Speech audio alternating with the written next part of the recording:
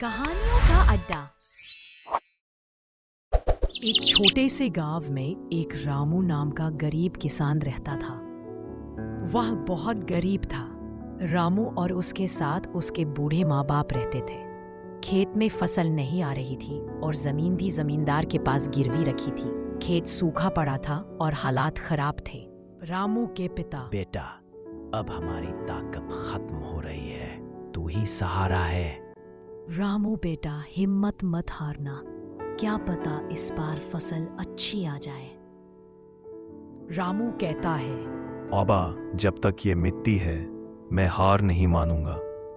इतना कह के रामू खेत की तरफ निकल जाता है।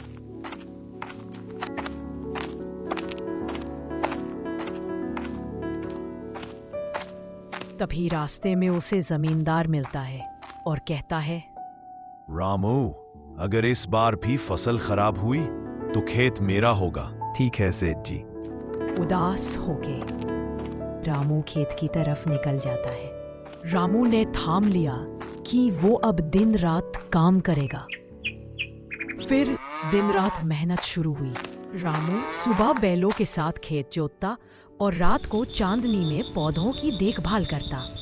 एक दिन माँ खेत पर खाना लेकर आती है और कहती है, रामू बेटे, चलो खाना खा लो, कितना काम करेगा। आता हूँ माँ।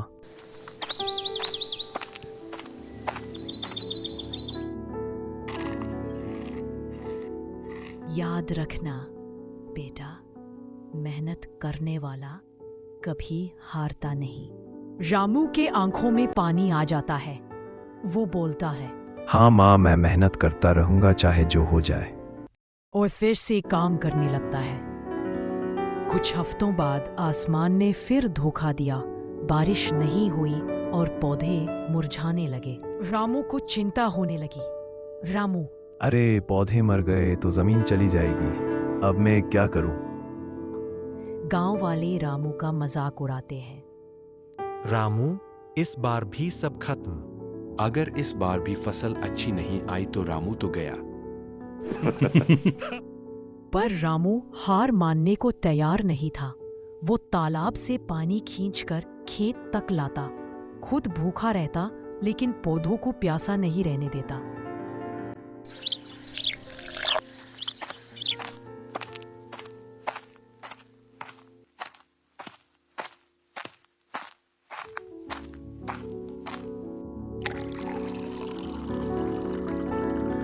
महीनों की मेहनत के बाद चमत्कार हुआ। रामू का खेत हरे भरे पौधों से भर गया। सुनहरी फसल लहराने लगी।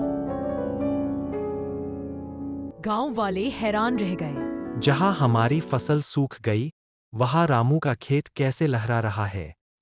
रामू ने माँ बाप को गले लगाया और कहा, ये माँ बाप की दुआ और मेरी मेहनत का फल है, क्योंकि मेहनत करने वाला कभी हारता नहीं। लेकिन उस दिन पूरा गांव मान गया कि असली अमीरी मेहनत, उम्मीद और माँ बाप की दुआ में होती है।